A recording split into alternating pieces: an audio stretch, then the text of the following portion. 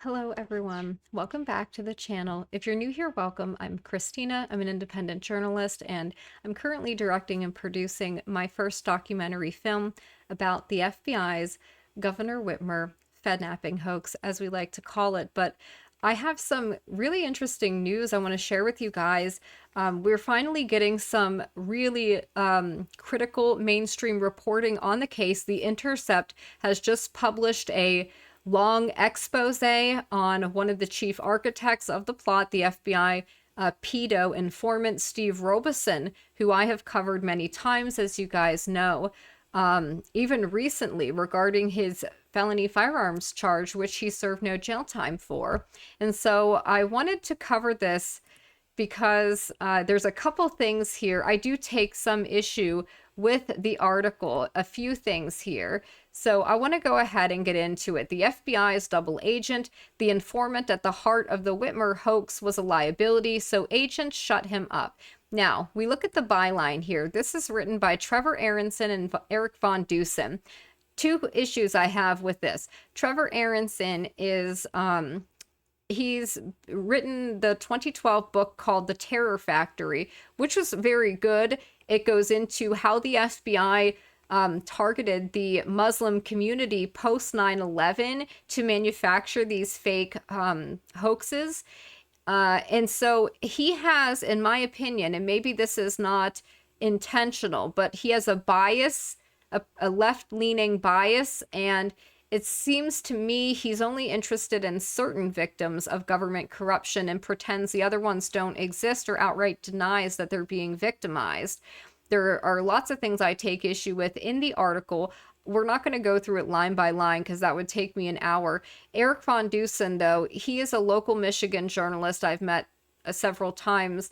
Seems like a nice guy. Seems like he's, interested in the story, but for me, an issue I had with him was during the last state case, during the trial, Von Dusen was there as a videographer filming, but he had interviewed Eric Molitor, one of the defendants, prior to the trial, and Eric had asked him to keep that interview, not to release it until after the trial, because he didn't want, of course, it to influence the trial. Well, Von Dusen, from what I understand and from what I recall, in the middle of the trial, publishes, or right before or right during, publishes the interview.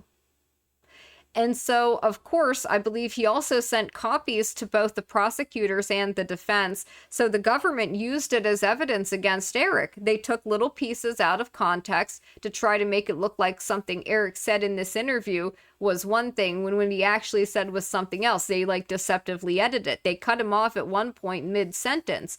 And then the jury went home thinking that that was the truth. It wasn't until the next day that the defense was able to admit the full context of it, but they were not able to admit the video for some reason. They were just playing audio of a little bit of what he said before and a little bit after, which did change the entire context of it. But I said at the time, why would you put that out there at that time? Were you not trying to influence this case? You didn't think you were giving evidence to the prosecutors? Oh, well, I gave it to both sides. It's like, no, I'm sorry, but that seems strange to me. And it means that I see you as somebody that is suspicious. And, I don't necessarily know what the intent was there. But like I said, somebody reasonably intelligent, which I know he was, should have been able to deduce, hey, if I publish this at this time, this might have a negative effect on this person's trial. I mean, what if their lawyers weren't able to get the full context in? What if those recordings made the difference to put Eric in prison or something? What if he was taken from his children for 20 years? I think that's inappropriate and it's weird. Okay? So that was something I had questions on. But I'm willing to give people the benefit of the doubt, like I said, because, I would hope people would give me the benefit of the doubt. Another issue I have with the mainstream media's coverage of the Whitmer case is that no mention has been made of me and my work. It's like they snub and ignore myself, Julie Kelly, Ken Silva, others who have carried this story and have done a lot of work on it, they just don't report on our work. They ignore it. They pretend we don't exist. They don't mention it. They don't mention my documentary. As my fellow colleagues in the media, you would have thought, because I know they both know who I am, I myself had reached out to Trevor Aronson about the Whitmer case. I sent a link to my the trailer for my documentary. I was trying to get him to look into this. He never got back to me. These people know who I am. Von Dusen knows who I am. They know that I'm knowledgeable of the case. They know I talked about Roby. And many of the things that they're confirming in this article are things I myself said and talked about before. We just didn't, we didn't have the proof for it, but I was saying these things. So I'm surprised they didn't reach out to me to collaborate with me on this. I think that itself is very telling. You'll never see Ken and Jessica from BuzzFeed, the BuzzFeed people who covered this. They don't give credit to people like Julie Kelly or myself or Ken Silva or others. They don't acknowledge them. And I think that that's rude. I think that if we're all supposed to be colleagues, why are we not treated with respect? And I stand up for myself. I'm nice to everybody. I've been nice to all of those individuals. I welcome their work and I have credited their work and I've talked about it. I have praised them for doing it, even if I don't necessarily agree with them on everything, or maybe whatever. I still thought it was important to acknowledge that. And I think it's kind of rude. They haven't returned the favor, and they just pretend like, our work doesn't exist. And that's how they control these things. And so I have questions about the timing of this. Why is this coming out now? Like, do we really believe the Intercept and Trevor Aronson care about the Whitmer guys? Like I said, I tried to reach out to Aronson over a year ago. I never got a response. Again, they're not the kind of victims that the Intercept likes to cover. So in my mind, this is what I think of. Do you guys know what a limited hangout is? If you're not aware of it, I think it's important, and I do believe it's fair to bring this up and ask this question. I want to be clear that I'm not making any allegations, okay? I'm not saying that anybody is... I'm not making any allegations about somebody being part of like a limited hangout or anything. I'm not saying that's the case here. I'm saying that I think it's important to bring up the possibility, right? That's just me. Okay, let me, there is one thing I want to bring up. Let me grab it real quick, because I think this is important to explain what I'm trying to say. This is a better way of doing so. Okay, here we go. Let me share my screen. All right, so what is a limited hangout, right? So if we're asking about the timing, why is this coming out now? Could it be because these guys have appeals coming up and maybe the government knows that they're going to, most likely, they're going to win on appeal, right? These are going to be overturned. 5 men have already been acquitted. Maybe the Sixth Circuit is about to put Adam and Barry's cases on the docket, right? So there might be a reason that the government would choose to put out information strategically, right? To kind of control the fallout. If you know you're going to be exposed, well, the next step is controlling that exposure. So a limited hangout is a tactic used in media relations, perception management, politics, and information management. The tactic originated as an espionage tactic. Yes, it's well known. They've done this before when they faced exposure on something. According to Victor Marchetti, a former special assistant to the deputy director of the CIA, a limited hangout is a, quote, spy jargon for a favorite and frequently used gimmick of clandestine professionals. This is the key part here, guys. Are you listening? When their veil of secrecy is shredded, and they can no longer rely on a phony cover story to misinform the public, they resort to admitting, sometimes even volunteering some of the truth, while still managing to withhold the key and most damaging facts of the case. Bingo. Ding ding. The public, however, is usually so intrigued by the new information that it never thinks to pursue the matter further. While used by CIA and other intelligence organizations, the tactic has become popularized in the corporate and political spheres. Absolutely. We're not interested in limited hangouts. That's called containment. That is, we know we're going to be exposed. We know that this information is going to come out, so we're going to put out information through friendly reporters in the media to control the fallout of it, to control the flow of information and how it gets covered and portrayed. And I think that's why I say I believe it is absolutely valid to ask these questions. Now, let's go ahead and get back into the article. Oh, one other thing to mention about Trevor Aronson, one of the authors here.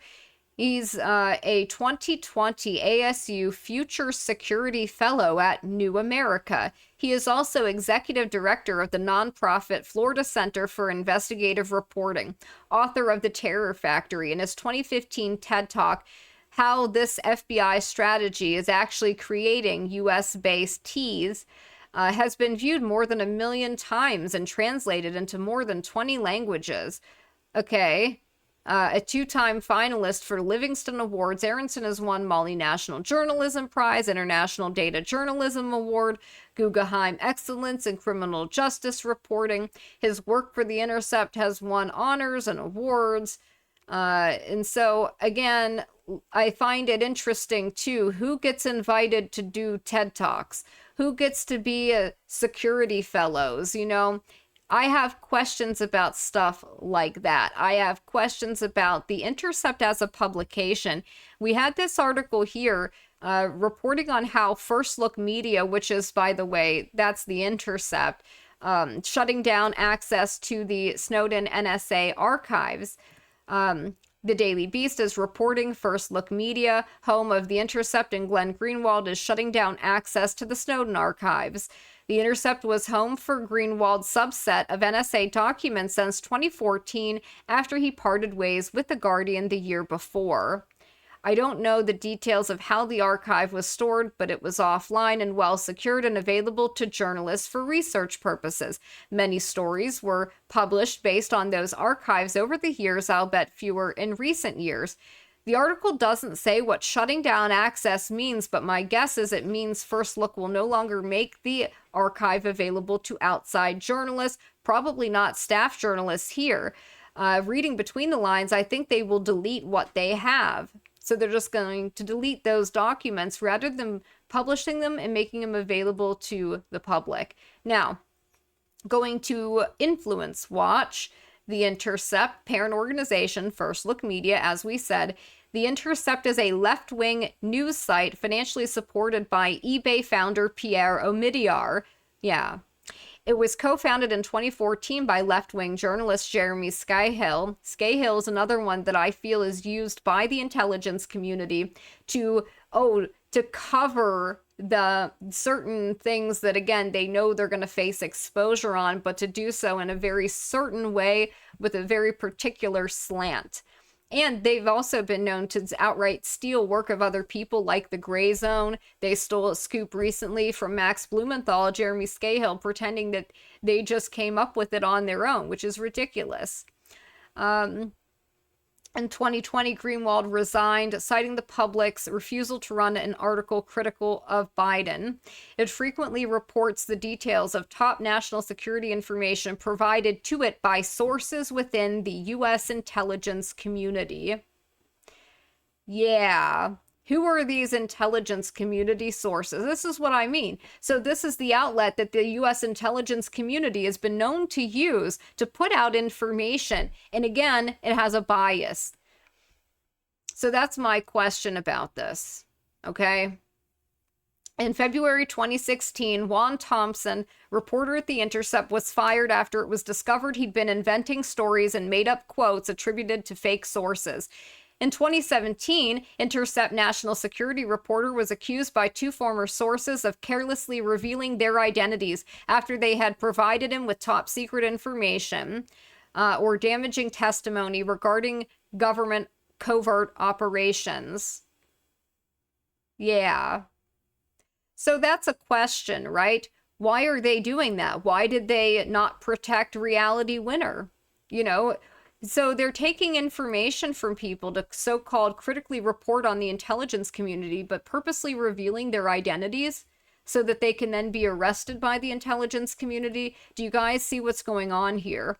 The Intercept provides coverage and commentary regarding U.S. politics from a socialist perspective. Editorial policy promotes the notion replacing capitalism with socialism is the solution to environmental problems. The site has published the anti-capitalism writings of far-left writer Naomi Klein since 2017. While Republicans and supporters of free markets frequently receive negative coverage and headlines from The Intercept is also editorially biased against establishment, insufficiently socialist Democrats. Repeated favorable coverage was given to socialist-leaning challengers running against incumbent Democrats during 2018 primaries. Co-founder Glenn Greenwald has supported the decision of WikiLeaks to publish emails from the DNC. Okay, so the editorial agenda, I think, is important to cover here. The Intercept's investigations, content, and commentary focus on domestic politics and policy from a far-left perspective, while its coverage of national security is infused with strong anti-American pro-Russian views. Skepticism toward American overseas interventions and Western governments' use of secret information in NatSec operations. Reporting classified Western NatSec information, often provided to it by sources who have broken laws, is a regular feature on the site. Environmental socialism.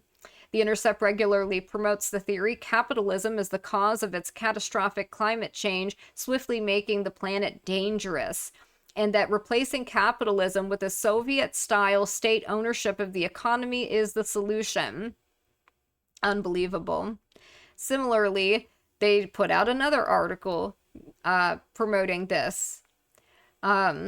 The drone papers, as presented as analysis of the inner workings of Obama's drone wars, targeted killings by foreign terrorists and their allies by remotely piloted aircraft. Reporting is based on what is described as a cache of slides from a whistleblower who had access to top secret materials produced by U.S. intelligence surveillance reconnaissance task force. The raw material was posted along with the Intercept summary and analysis.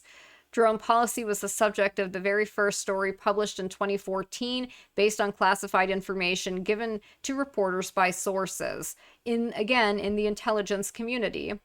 Partisan Republican causes, free market organizations receive skeptical coverage and analysis from The Intercept. During confirmation hearings of Kavanaugh, The Intercept produced dozens of highly critical commentaries on and podcasts supporting left-wing claims that Kavanaugh had committed inappropriate actions in his youth.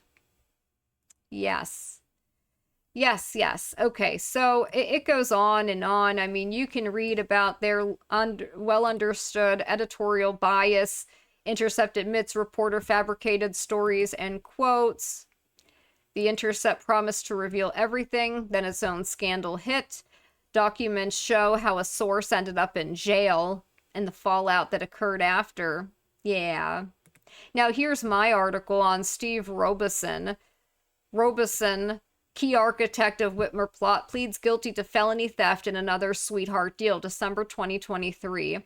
Confidential informant at the heart of the FBI's sprawling Whitmer plot has just pleaded guilty to felony theft and has once again received no jail time, no probation, despite having a lengthy criminal record, including prior felonies and...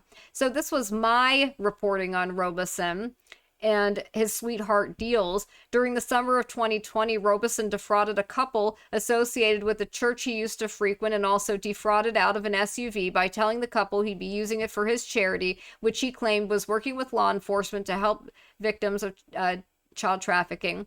Charges were brought against him and his wife in December 2021 for felony theft. On October 19, 2021, Robeson pleaded guilty to another felony charge and received a sweetheart deal that involved no jail time for illegally possessing a high-powered 50 cal sniper rifle. The plea agreement made no mention of the Whitmer case or the lead role Robeson played in it, but clearly that played a role in the sweetheart deal he received. The sentence of time served for a felony gun charge for a career criminal came just a day after Judge Yonker imposed severe restrictions on what evidence the defense lawyers could present to the jury. Those restrictions prevented the defense team from presenting evidence of corruption related to the 3 lead agents on the case, as well as exculpatory statements made by defendants. While on probation for the 50 cal gun charge, as a career criminal and multiple felon, a probation officer filed a petition informing the court Robeson violated terms of his bond by failing to inform authorities had been contacted by investigators regarding the SUV charity fraud. The parole violation was not mentioned at his sentencing to time served. So I wrote this article. I mean, I wrote about this before the Intercept dropped their quote expose, and I know these people follow me in my reporting. Again, I asked the question, what are you doing? Robeson called and chaired the National Militia Meeting, June 6, 2020, at the Drury Inn and Suites in Columbus, Ohio, aka the Dublin Meeting. The government lied and tried to assert Barry Croft, a trucker from Delaware they'd entrapped and framed as a ringleader, had called the meeting. Robeson committed numerous crimes throughout the course of the investigation with the full knowledge of the FBI. Robeson posed as a national leader of an FBI fabricated group called the Patriot 3 Percenters, claiming to be the leader of the state of Wisconsin. Roby put Adam in charge of the Michigan chapter of the fake FBI created group. Robeson and Jenny Plunk created the Facebook page for Adam's fake chapter of the FBI's fake group. Robeson was the first person to post on the Facebook page in June of 2020. Robeson also organized a lot of the meetings where prosecutors claimed the plot was hatched.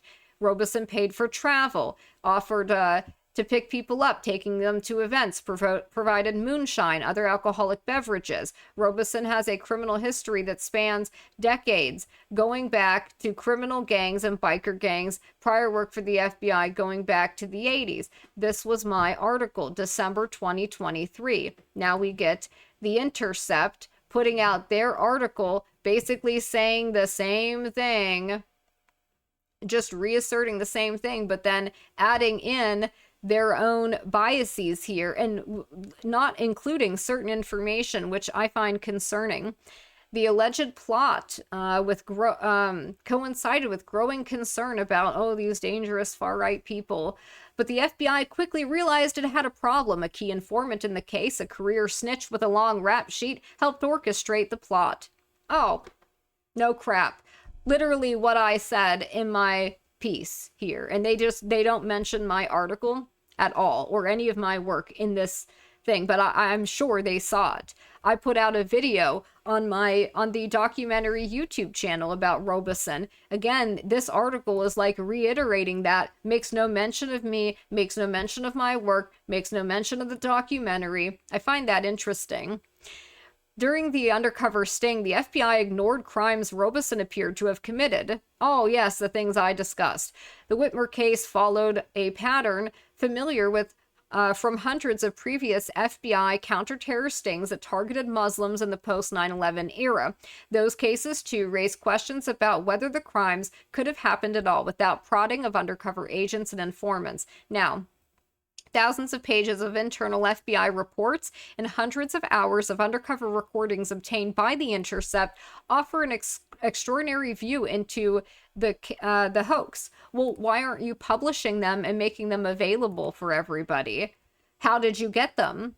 How did you get all of this? Was it your sources in the intelligence community? Is it the FBI? Is the FBI controlling their own we're going to expose them, but we're going to control how we get exposed? Like, who gave, honestly? And let's give them the benefit of the doubt. Maybe there's a whistleblower, a good person in one of these, in the DOJ or FBI who leaked this information to them. That's possible. And if that's so, that's a great thing. But again, it just feels very weird to me that they're not making it publicly available to everybody. Not even to the appeals lawyers. You would think that would be something that they would get access to. The reports and recordings reveal how the FBI has adapted abusive war on terror sting tactics to target perceived extremists and raise questions about whether the FBI pursued a larger effort ahead of the 2020 election. Yes, that's again what I've reported on publicly. I said publicly it was a multi-state plot. I very clearly and explicitly laid out how. I talked about Frank Butler from Virginia, They mention that in this article. They mention the Attorney General of Colorado, something Ken Silva talked about, and Trevor Aronson previously reported on, but he initially tried to claim it wasn't the same UCE red in the Whitmer case. Oh, there's no evidence it's the same red, he initially said. Well, this confirms that it is the same, but I find it interesting that at first he was trying to pretend there wasn't a connection there. And again, I reached out to Trevor Aronson over a year ago, sent him the trailer for my documentary, never got a response. Federal agents running the Whitmer investigation put the public in danger to avoid undermining their operation. No, at no point was anybody in any danger. None of these guys are dangerous. None of them are bad. No, I disagree with that assertion. When FBI agents feared their informant might reveal the investigation's flaws, they sought to coerce him into silence at one point, telling him, "A saying we have in my office is don't let the facts get in the way of a good story, right?" Yeah. All right, so some of the things they say here blow my mind. They claim that, right-wing politicians and right-wing news have tried to use the case to prove that the Justice Department has been quote-unquote weaponized against conservatives. They say despite a decades-long public record proving the opposite, that's not true at all. Not only do we know that there's lots of evidence of this, I would ask Trevor Aronson, have you never heard of Ruby Ridge, Waco, Oklahoma City? Have you never heard of Schaefer Cox? Were you not aware of what happened at Bundy Ranch? Have you ever heard of the base? Did you ask why there's an intelligence operative that created it? How about the 09A and Joshua Caleb Sutter, longtime FBI informant? How about the FBI being a silent partner in a satanic, you know what kind of group, Martinet Press, publishing horrific things? How about the fact that the Proud Boys was littered with informants? How about the fact that the vice president of the Oath Keepers was a longtime FBI informant set to testify that suffered a heart attack the day before he was set to testify at Stewart Rhodes' trial? How about that? You never heard of that, Trevor Aronson, Eric Von Dusen? You never heard about Lois Lerner's IRS targeting the Tea Party? You never heard of Spygate? You never heard of the FBI putting symbols on a list like the Gadsden flag, a cartoon frog, the Betsy Ross flag? You didn't hear about that? You didn't hear about the FBI spying on parents at school board meetings? You didn't hear about the FBI targeting Roman Catholics for attending Latin Mass? Oh, none of that exists, huh? We're just going to claim it's all made up. Okay, please. This is my issue with you guys, and I'm telling you this as a colleague. I am giving you constructive criticism so you can look at your own implicit biases and start asking yourselves these questions, unless you just know what your job is, which is to act as some type of containment valve for the intelligence community when they want to pretend that they're exposing themselves. Oh, a decades-long nonsense, fuel for conspiracy theories that the day of infamy at the Capitol was engineered by the FBI. Nobody said it was engineered by them. What we have said, and what has been proven in many of the court records now from the discovery, is that there were 40 to 50 that we know of, possibly more, undercover FBI, DHS, and MPD present that day. We know the FBI had informants in many of these groups, as I already listed off: Proud Boys, Oath Keepers, 3%ers. They had their people embedded well before that. You're going to say that had no bearing on what happened that day? Really? We're going to go with that? You're not going to mention Dan Tuono, who oversaw the storming of a Capitol building in the Michigan case, who was promoted 1 week after those men were arrested and made assistant director of the DC field office overseeing another storming of a Capitol on J6. You're going to say that's a coincidence? There's no connection there? Please. So now we're realizing what this is really about. Is this about damage control? Or is it about the truth? You guys can tell me. Trevor Aronson, Von Dusen, you guys know how to reach out to me. So they've obtained thousands of pages of internal FBI reports, 250 hours of recordings that somehow the men who had been acquitted in this case haven't been able to access. Why is that? Why just you? Why are you being given access? Did you get them in a FOIA request? If so, how? Because I think lots of this stuff is still under seal, from what I understand. If appeals lawyers can't get to it, I mean, I just think it's unfair that these individuals can and can use it to put out stories like this, where they're putting a spin on this. They're not telling the truth. They're not giving that context and showing those connections. The secret files offer an extraordinary view into a high-profile investigation, revealing in stark relief how federal agents have turned the war on terror inward, using informant-led stings to chase after potential bad guys, just as the Bureau spent the previous 2 decades setting up entrapment stings that targeted Muslims and supposed Islamist plots. It's not just that they had been doing that for 2 decades. Those are not the only people they've been victimizing. They've been going after mentally handicapped and autistic individuals to try to get them to engage in RW DT plots. So cut the crap.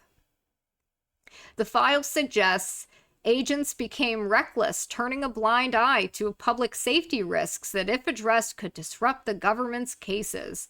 Oh my God.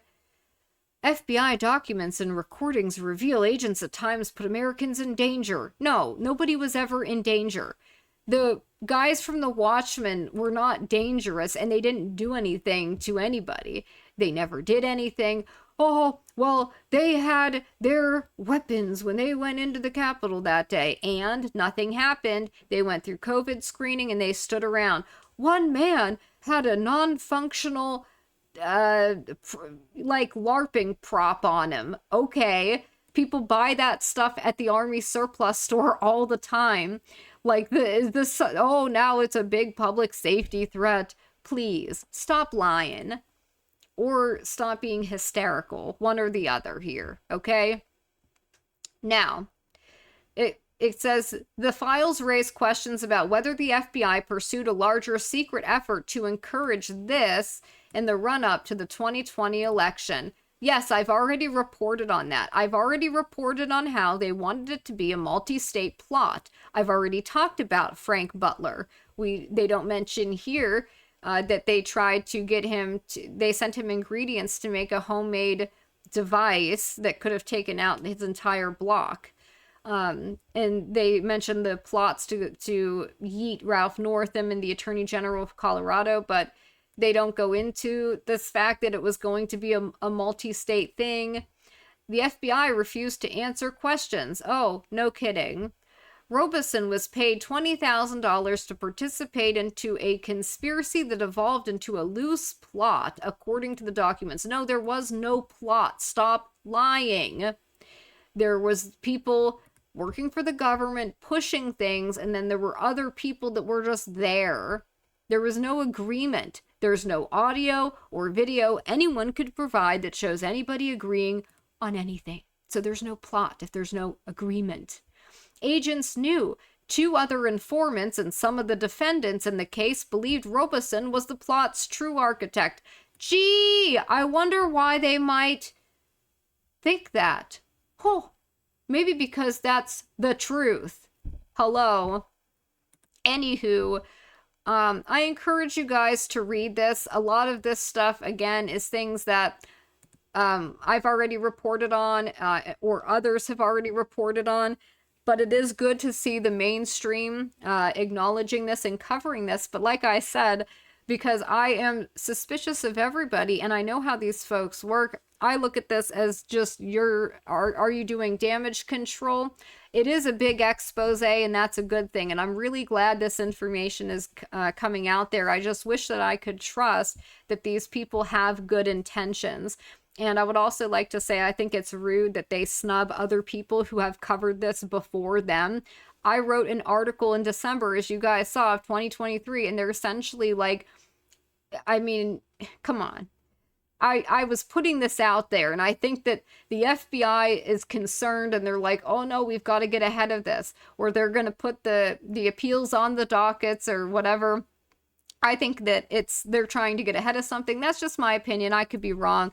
But anyways, I'm interested to know, what do you guys think? I will include a link to an archive of the article. I encourage you guys to listen to it to read it, because they do have a couple snippets from a 5-hour recording. They give you like 3 different, like maybe less than a minute long clips out of that entire conversation.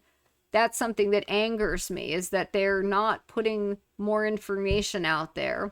They're not giving everybody the full truth. But anyways, I still think it's great that this is coming out, and hopefully this is going to give us the push, this more mainstream attention, to get actual hearings on this case, to get any elected official to meet with a family member of any of the 5 men who have been acquitted, or their families, or the family members of the 5 men still wrongly convicted and incarcerated.